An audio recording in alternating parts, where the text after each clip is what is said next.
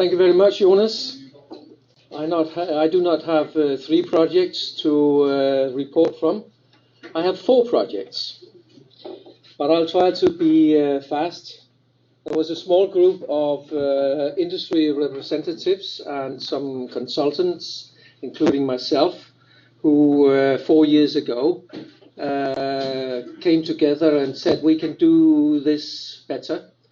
We knew that researchers here found 2% saving by doing so, and another one found 5% savings by doing another thing, and so on and so on. And what we wanted was to pool all these results into one vessel.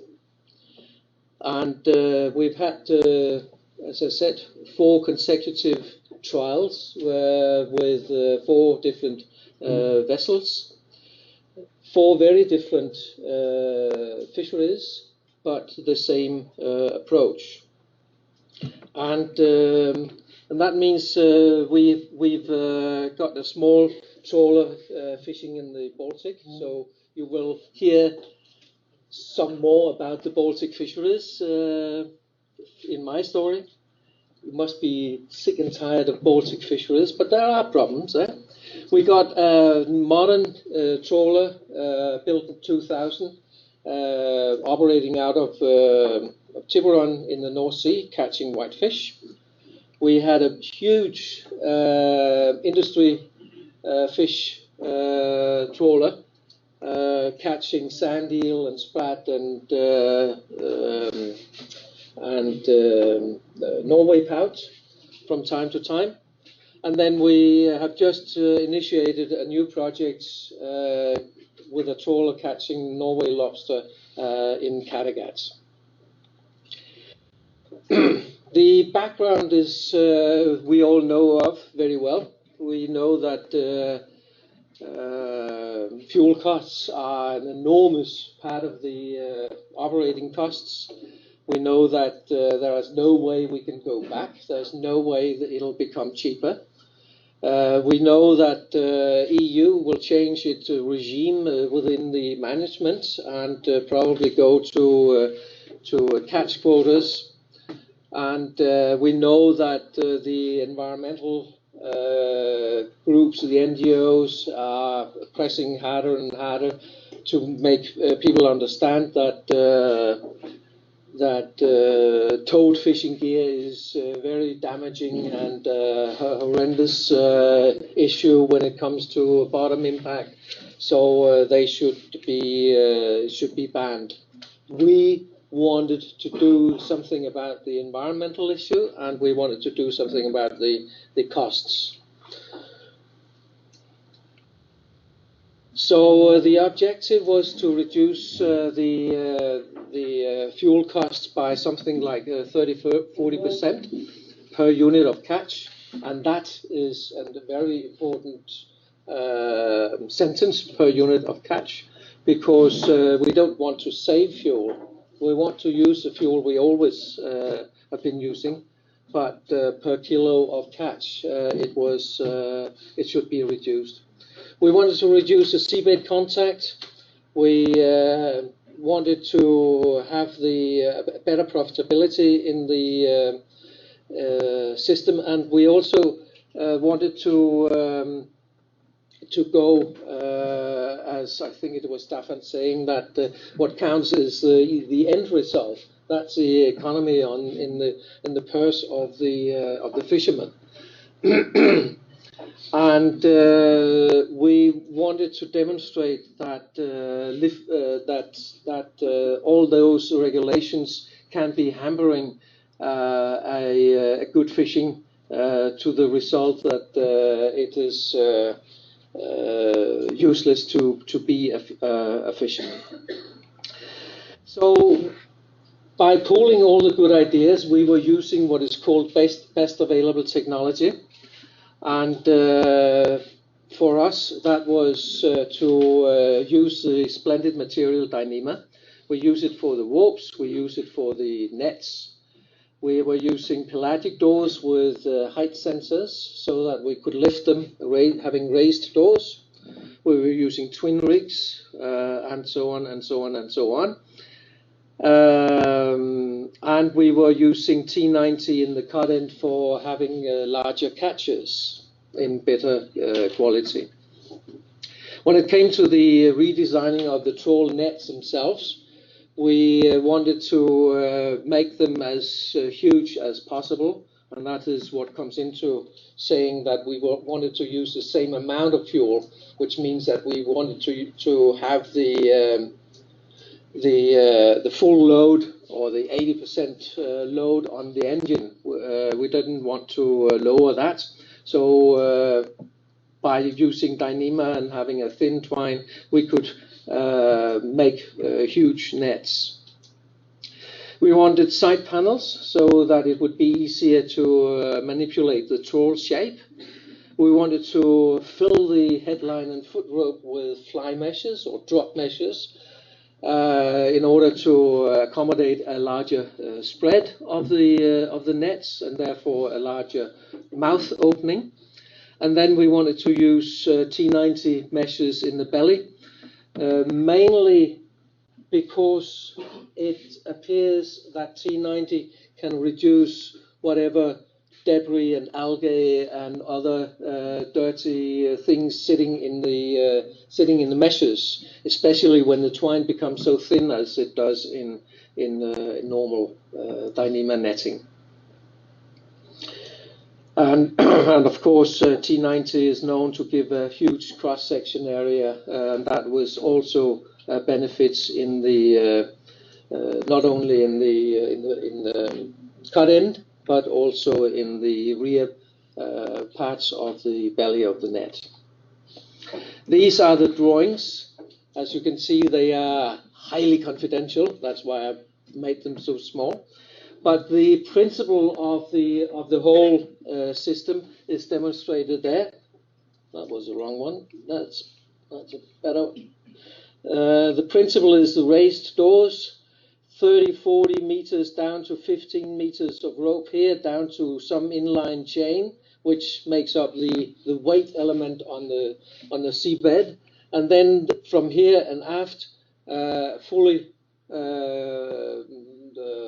commercial known trawl of in the 4 projects, 4 very different designs, of course, adapted to the particular fishery.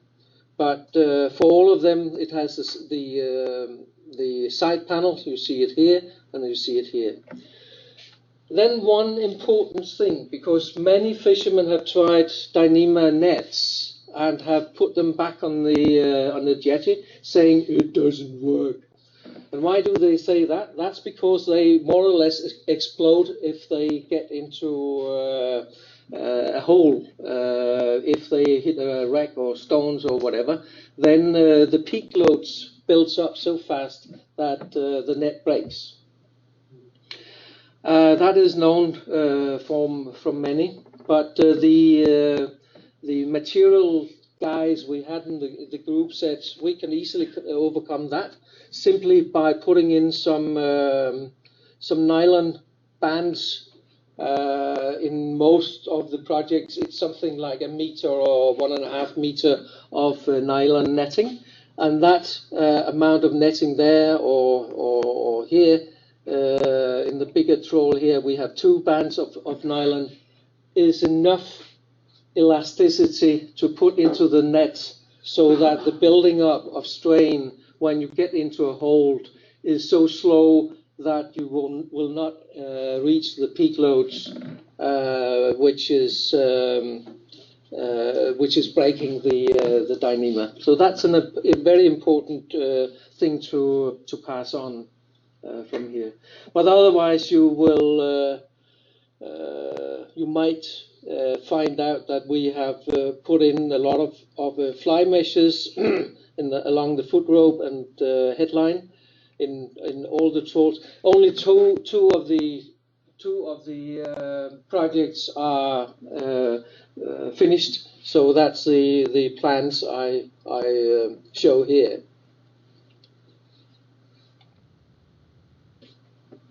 Yeah, we can substitute a 3 or 4 millimeter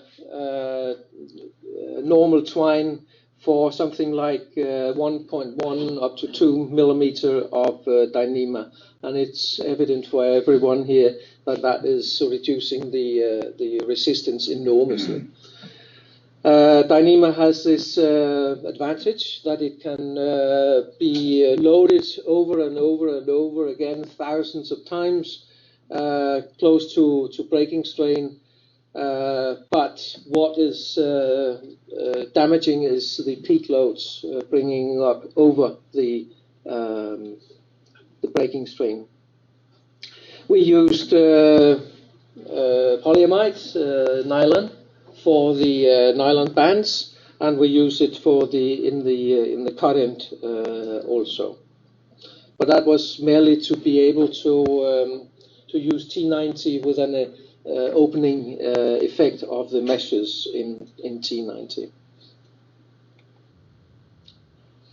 We were using underwater camera from JT Electronic, the Faroese Trawl camera, and to demonstrate the effect. And as you can see here, it's fully opened meshes, which you will not find in normal netting. This is the T90, this is the T0, as the biologists have started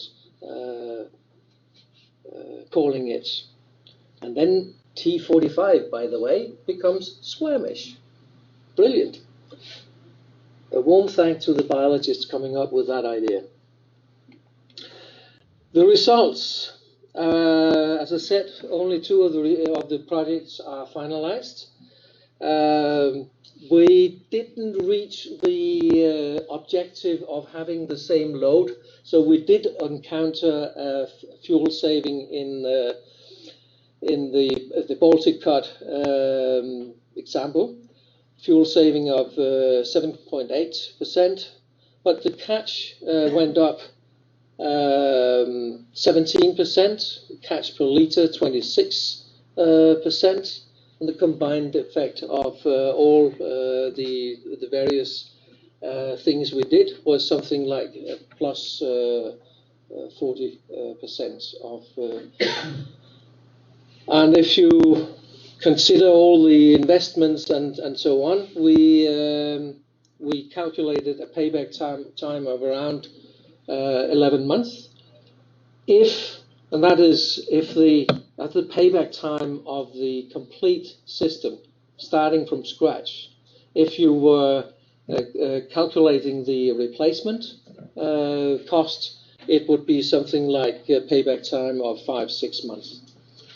In the North Sea, the calculations were a bit different. We ended up at very close to the same load, so the same fuel consumption, but the catch increased 18%. The gross earnings increased by 13%. We invested 120,000 euros, and that could be paid back in 7 weeks, which I find quite encouraging.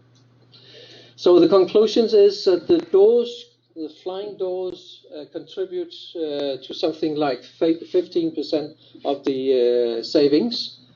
I think Antonello said 18%, so it's the same figure all over. And this is a photo of the shoe of the door after 1 year of use. So you see it has not been on the bottom, or hardly been on the bottom. What the skipper said on the North Sea trawler was that he saved something like 10,000 euros alone in maintenance costs of his trawl doors. Dyneema warps is definitely an attractive alternative. I asked Haraldur from Hampiden about the cover. These warps we used in the Baltic had no cover. The ones we used in the North Sea had a cover over it, but I think people should really consider whether it's necessary or not. We could use that, and This has been in use for a year. The color has faded a bit, but it's very similar to the part we had, which were left over from the original spool. We didn't use any special spooling equipment on our or walk guides on the drums, and we used nylon sheaves here. In the North Sea, we used stainless steel sheaves, and that's probably necessary. The Dyneema put into the net, as a conclusion there, as there is no elasticity in Dyneema, you should have these sections of nylon.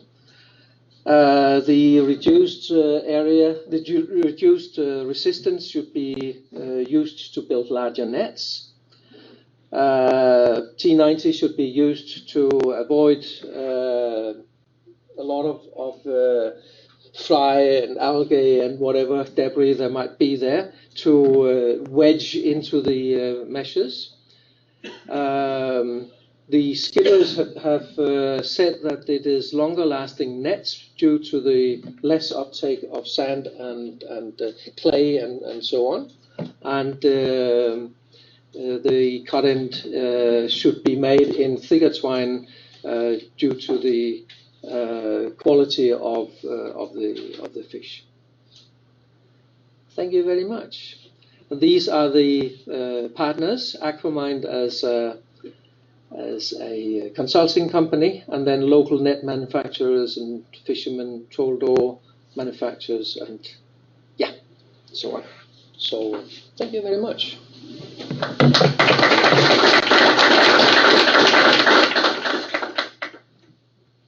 a question. How was the setup for the experiments? Second. How was the setup for the experiments? What could you compare the traditional design with the new design? We in the Baltic they were using alternating holes.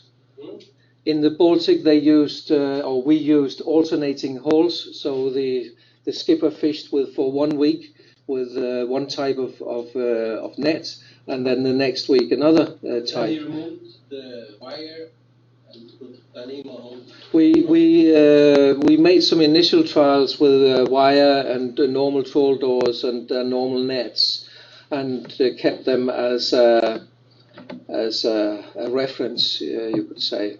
But the new and old net were compared by having the Dyneema warps. We didn't consider that they made a big change to the fishing efficiency. But you changed the trawl and the trawl door.